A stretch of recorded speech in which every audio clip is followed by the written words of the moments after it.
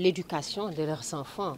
L'éducation commence dans les maisons, il est primordial. C'est vrai que ce n'est pas évident parce que quand on travaille 7 jours ou 6 jours sur 7, on ne reste pas à la maison, ce n'est pas toujours évident de surveiller les enfants. Mais il est important de donner du temps à cela pour en discuter, pour les préserver, pour faire le maximum, donner le meilleur de soi-même pour que les enfants soient préservés de cela. Ensuite, je m'adresserai à nos dirigeants, voilà, pour sévir, parce qu'aujourd'hui, comme vous le savez, avec l'avènement des réseaux sociaux, mais surtout la force que prend, l'ampleur que prend de jour en jour les réseaux sociaux, il y a des personnes malveillantes qui l'utilisent à d'autres fins. Voilà, à d'autres fins de détournement de mineurs, d'agression à l'endroit des populations, d'agressivité, d'agression verbale. Et pour cela, à ce niveau-là, au-delà des parents, je ne pense qu'il n'y a pas plus placé ou mieux placé que l'État pour sanctionner. Et moi, je les invite à sanctionner dans cette direction-là. Et d'ailleurs, c'est parce que c'est important pour nous, cette problématique-là, que nous sommes accompagnés, bien sûr, par la société de téléphonie IAS. Et nous allons d'ailleurs, au cours de cette organisation, de cette cérémonie de tout à l'heure, aborder l'une des thématiques, à savoir Safe Internet, pour parler aux jeunes certes de l'importance de l'Internet, de ses avantages, mais aussi de ses dangers et de ses inconvénients pour les prévenir. Alors notre travail se situe à plusieurs niveaux.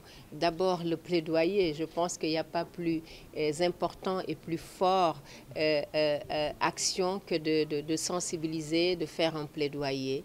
Et c'est d'ailleurs le but de notre retrouvailles, de notre rencontre de ce matin ici. Donc il est très important de faire de mener la sensibilisation sur le terrain, de passer par des canaux populaires comme les artistes, comme les sportifs, comme des personnalités publiques pour aussi utiliser leur voix pour faire cette campagne, mener cette campagne de plaidoyer, de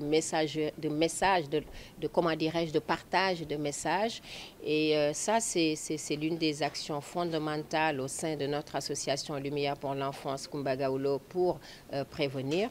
Mais l'autre action aussi, ou l'une des autres actions aussi, c'est d'aller sur le terrain. Je pense qu'il est important d'aller vers la cible, de rencontrer les populations, de discuter, d'échanger, parce que tout comment dirais-je, se situe aussi à ce niveau-là. Alors, vous avez choisi comme thème planification, budgétisation des droits de l'enfant, progrès depuis 2010. Pourquoi ce choix? Mais ce n'est pas un choix, ce n'est pas moi qui ai choisi ce thème. C'est un thème national, c'est un thème mondial, je devrais dire, puisque cette journée de l'enfant africain, comme vous le savez, est célébrée un peu partout dans le monde, suite à l'histoire que vous en savez. Et au niveau des agences onusiennes et autres, chaque année, un thème comment dirais-je, est sorti. Et c'est autour de ce thème que nous devons nous mobiliser pour faire le plaidoyer. Et nous avons suivi, bien sûr, voilà, comment dirais-je, la mouvance pour rester dans le thème. Voilà, mais ce n'est pas un thème que nous-mêmes nous avons choisi, mais nous avons bien sûr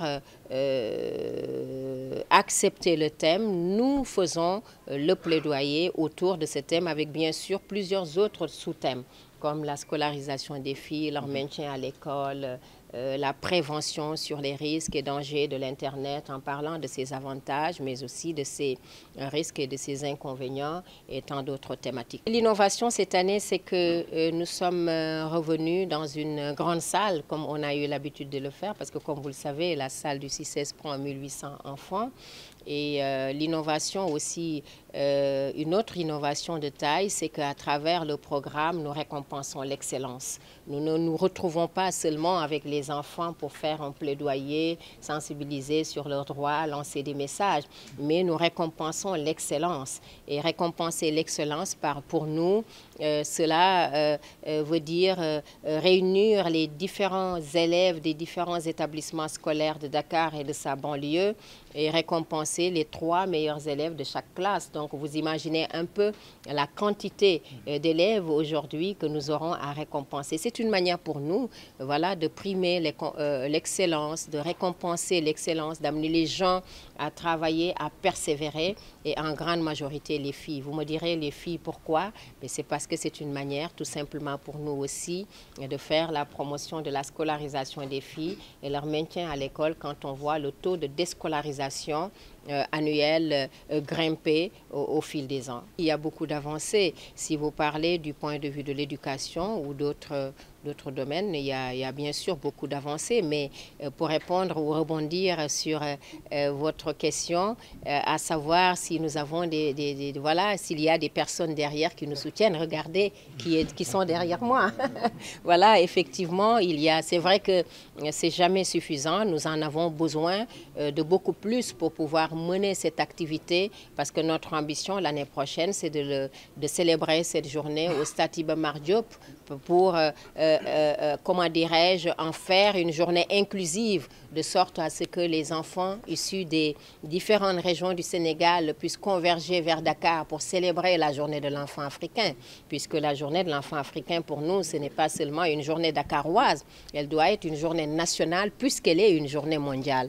Mais pour revenir à votre question, effectivement, nous avons vraiment des bonnes volontés, des partenaires, comment dirais-je, conscients de l'importance de développer la responsabilité sociétale d'entreprise au sein de leurs entreprises, mais aussi conscients de l'importance d'aider les enfants, de les accompagner, conscients de l'importance de l'éducation, du renforcement de la promotion de l'éducation, du renforcement des droits de l'enfant, de l'accompagnement des enfants dans leur processus, voilà, qui nous accompagnent. Et parmi ces partenaires-là, je citerai à nouveau l'Agence des pupilles de la Nation, dont j'ai la fierté d'être l'ambassadrice, dont la directrice est d'ailleurs ma sœur Fatima Mbeng, ici présente, qui est notre marraine, voilà, cette année de l'organisation. Nous avons aussi à côté d'elle l'Agence de la promotion touristique sénégalaise, l'ASPT, voilà, représentée ici par son secrétaire général, qui représente le directeur général,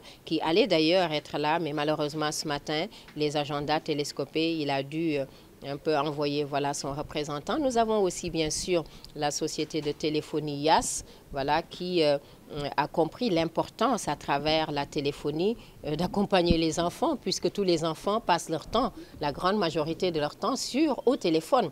Voilà. Et nous avons aussi la mairie de Dakar, voilà, à qui nous renouvelons bien sûr tous nos remerciements aussi, dont Madame le maire, une dame très dynamique, a envoyé aussi son représentant, voilà, pour marquer son engagement auprès des enfants. Et comme vous le voyez, nous avons le oustaz, voilà, ainsi que Monsieur l'abbé, pour dire l'importance de la religion aussi dans l'éducation des enfants.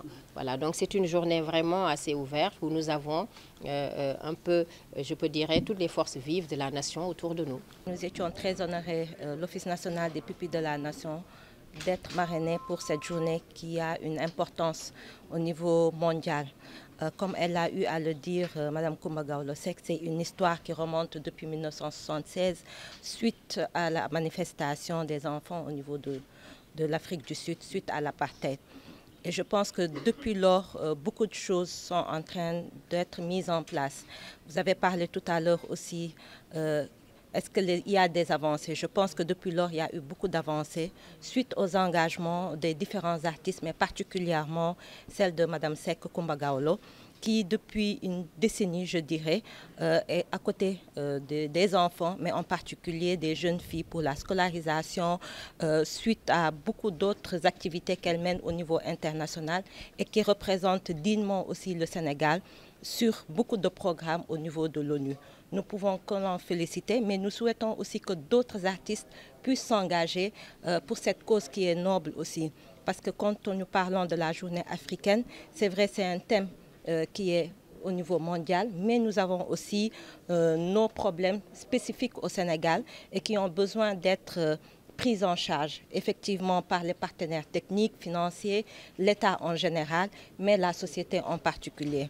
Nous vivons tous les jours à travers la presse, dans nos quartiers, dans les communes, dans les départements, suite aux viols, aux agressions faites aux jeunes filles, mais en général beaucoup de problématiques, des abris provisoires. Tout cela doit être pris en charge par les États africains, mais en particulier par l'État du Sénégal et bien sûr avec tous ses partenaires techniques, financiers, mais aussi les artistes.